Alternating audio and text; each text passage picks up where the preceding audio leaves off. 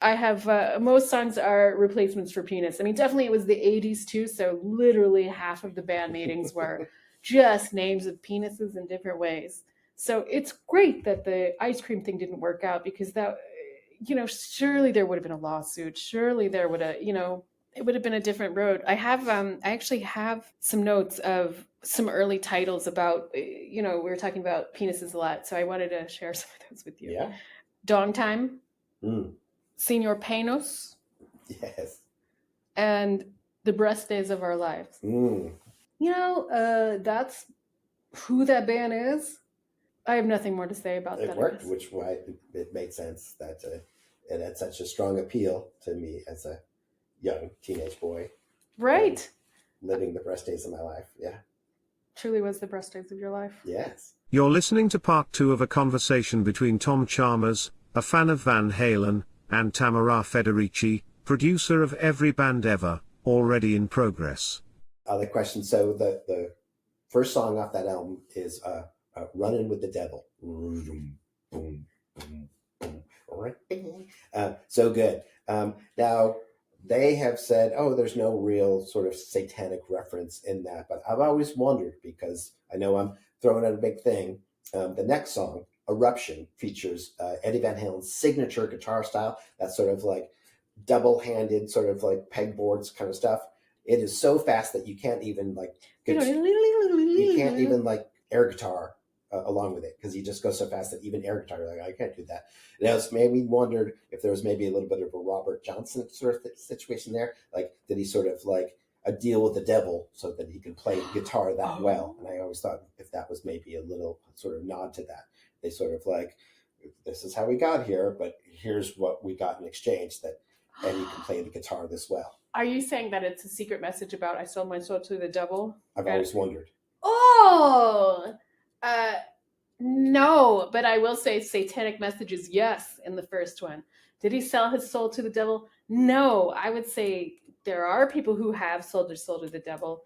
I will try to think of them because you see their contracts at some point. And so you know who's who. You just right. Well, yeah, this is not a standard contract. This is definitely a right. The devil's contract is a very specific contract, and it shows up on in invisible ink in your writers. Yeah, exactly. It's like and you're gonna shake it. Right. Not everybody can see it, but no, he didn't.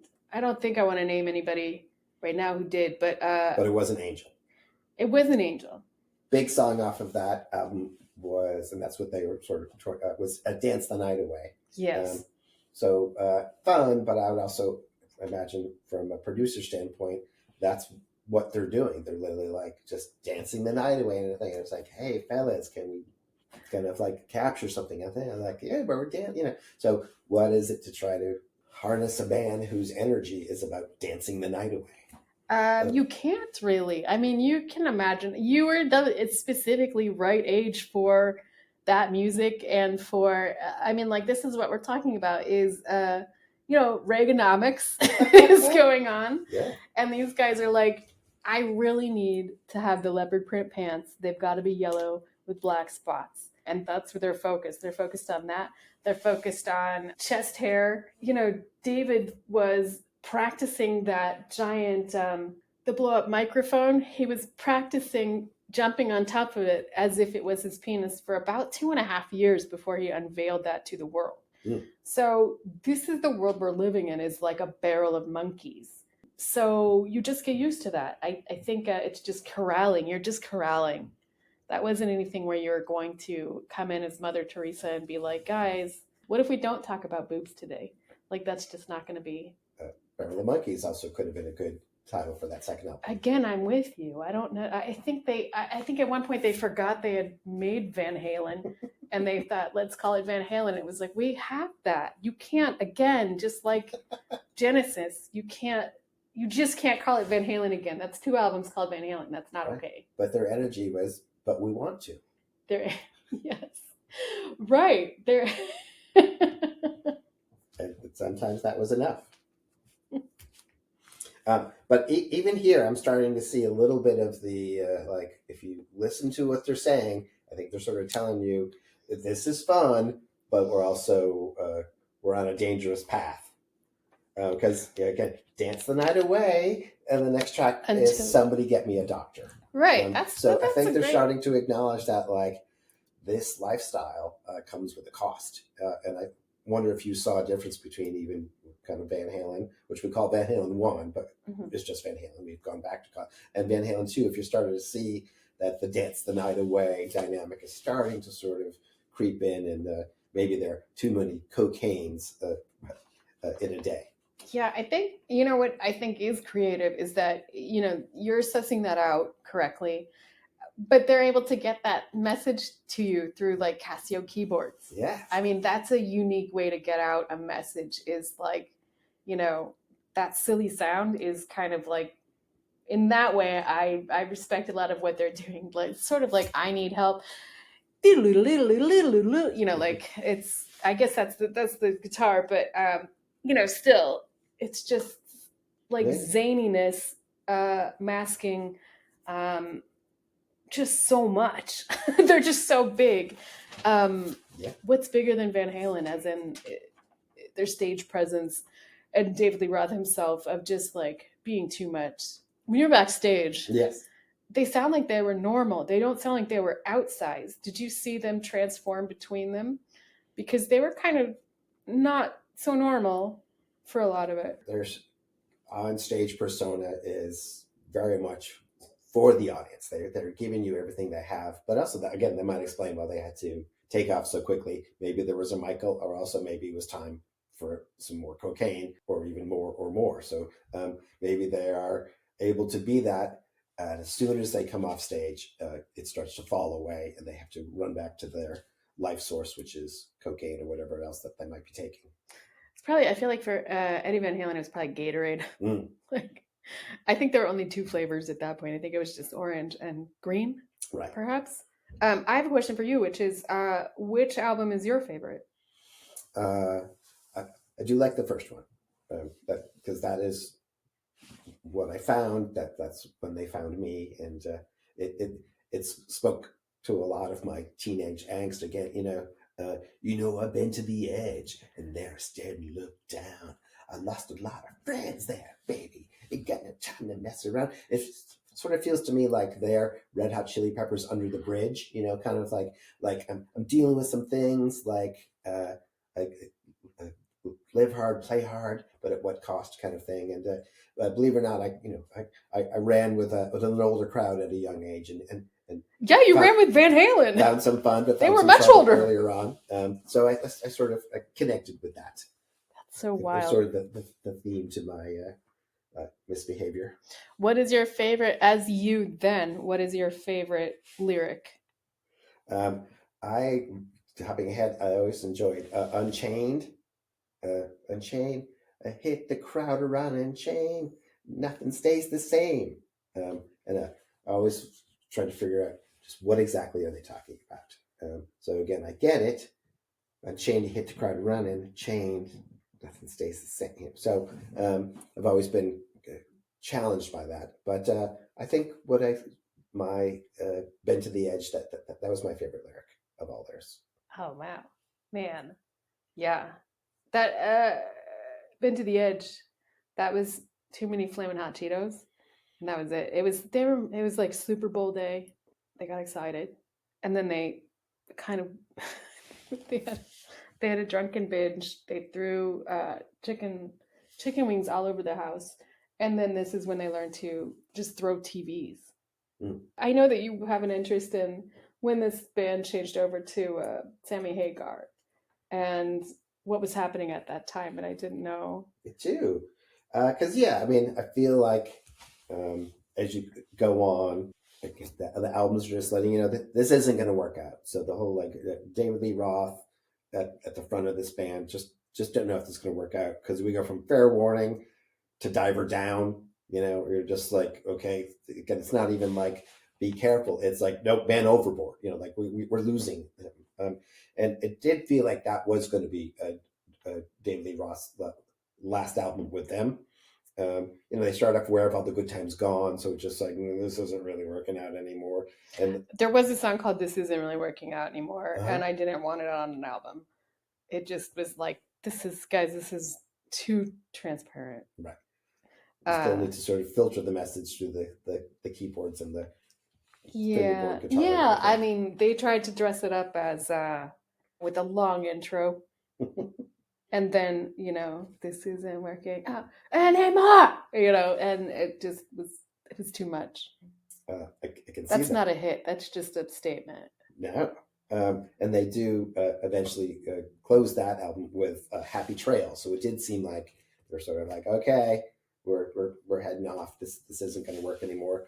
But it's hard to quit a good thing, even if it's not. Even if it's a bad thing. Even if it's a bad thing. But then they bring in Sammy Hagar, who Right. again, I know you had worked with previously when he recorded his I Can't Drive 55, which I understand was also, was that a single take or? No, that was actually, he was just trying to tell us things he felt insecure about. And he made a huge list. And one of them was he couldn't drive 55. And then he turned that into sort of like a macho thing. But really, he was upset about it. Right. Like, I can't make a good omelet. Yeah. I can't drive 55. He meant I drive a lot slower than that. I don't know how to tie a tie. Yeah. There's a whole series of things that were coming out in that. But he drove 43. And he didn't want that known. It's sort of like he felt emasculated by that. Right. He wanted to make people think that he drove 80 miles an hour or something, and that's not who he was. But that is why you're so good at what you do as a producer, to be like, all right, let's change it. Let's find a way to make this a little bit something that people think is like, oh, you can't be contained. You can't drive 55. Like, you can't be held back. And in fact, he was trying to tell people, like, I can't get there. Right. This is not right. I aspire. Right. I aspire to drive 55. So you got to say it's a party. How do we make this into a party? How do we make something that makes you feel insecure into, cock rock or a party or like, yeah, like, let's just make it positive. Let's turn your negative into a positive for the band. Right. And then somehow you or someone else knew that, like, this is the energy that we need to step in to take over for David Lee Roth. That is not an easy throne to assume. But somehow you knew it would work. Yeah, it's odd. It's sort of like when you have to get a new cat when your old cat dies. Like, your old cat was sort of like fit right in, was extreme at times, tore up the drapes, pooped in your, in your bed once or twice. And then you're like, this cat's really dead and it's about to walk away from us. And we just need to let it go do what it's going to do. And then you get a new cat, and then it's sort of like the equivalent of it's coming in with like a Trader Joe type of like Panama top, button down, and it's kind of just hanging out in your home. I feel like Sam Hagar is like that. He's kind of like, I'm just gonna make myself comfortable here, like it's a cat with elbows. Gotcha. Just like. And that's how you know him as Sam. I know him as Sam. Right. Sam. Whereas we like to celebrate. Again, we imagine the great, but why it was a good choice, because yes, we needed a Sam. We needed a reliable Sam to step in. Yeah, Sam is. I feel like Sam's songs took us to, as wild and crazy and weird and out of control as David Lee Roth was. Sammy Hagar is more of as the credits roll hit maker, at the end of a film. I feel like, we got some really great hits and we moved into a different zone of mainstream, and he's just silly. Do you know what I mean? Yeah. The whole Cabo Wabo. That's silliness. That's not so much sexiness. It's just like a guy who's like a cat with a Panama shirt on. Yeah. Well, and you referenced it before. So the second album they did with Sammy, OU812, that was supposed to be called Bones. But Sammy, or Sam as you know him, saw a truck with sort of a serial number on it that was OU812, and he thought that was hilarious. And he's like, at the last minute, that's what we should call this album. And the rest of the band was like, okay, Sam, like, sure. So that was his fun, whereas maybe David Lee Roth was more cocaine fun. Sam Hagar just enjoyed a good pun, some fun wordplay. Yeah, that story. He didn't see that. He just thought it would be super funny, if we just named it that. And that was again better than Van Halen 2. So that was a step up, even though it was like whatever. But he was the same guy who did boobs on the calculator and turned it around and pushed it towards you and said, "Why don't we call it this?" And you're like, "I will go with OU812. We're not going with boobs calculator." He's an odd fit for sure.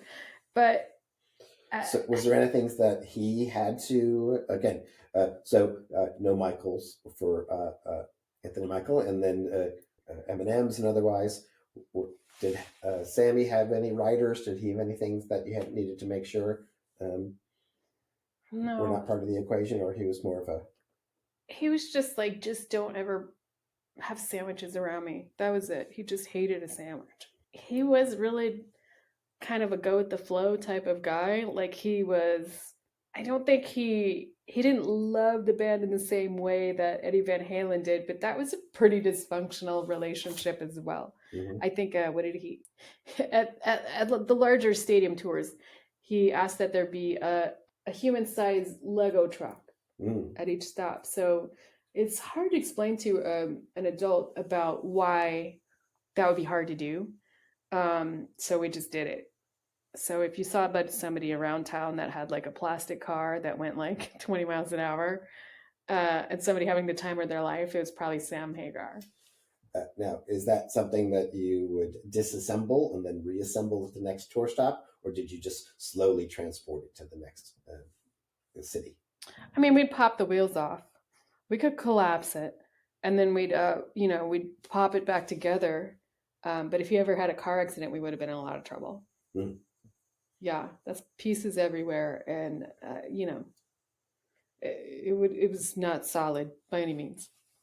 And then what was the dynamic like with him coming in and the three other members?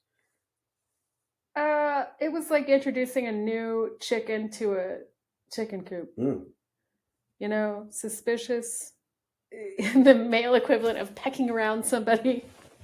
I decided to have a picnic for them, which was outside of all of their comfort zones. Yes. They didn't even know what a picnic was.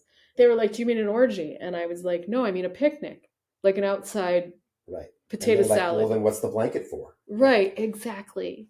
And I will say that we never had any ants at the picnic because I think they sensed they just shouldn't go there. Yeah, they knew. Gag me with a spoon. That was awesome, dude. Tom Chalmers is a writer, performer, professor, and professed music show rat, as in he goes to a lot of them. He is part of the popular improv troupe, Reasonably Priced Babies, the host and producer of the long-running storytelling series, Listen to This, and co-host of the weekly sports talk radio show, Run That Back, on Asheville FM. His upcoming show is Listen to This, Stories and More on Stage, at Story Parlor in West Asheville, and if only they were here to see this, True Tales of Memorable Memorial Moments on Thursday, September 28th. Tamara Federici once trained orca whales to squeak out the chorus to Janie's Crying. Every Band Ever is producer, Tamara Federici, editor/producer, Will Velasquez. Audio engineer, Clark Jackson. Publicity, Will Brierley. Coordinator, Mary Lear. Social media, Jonah Katz. Artwork by Simon Morris Winheld. Find our link tree at Every Band Ever on Instagram.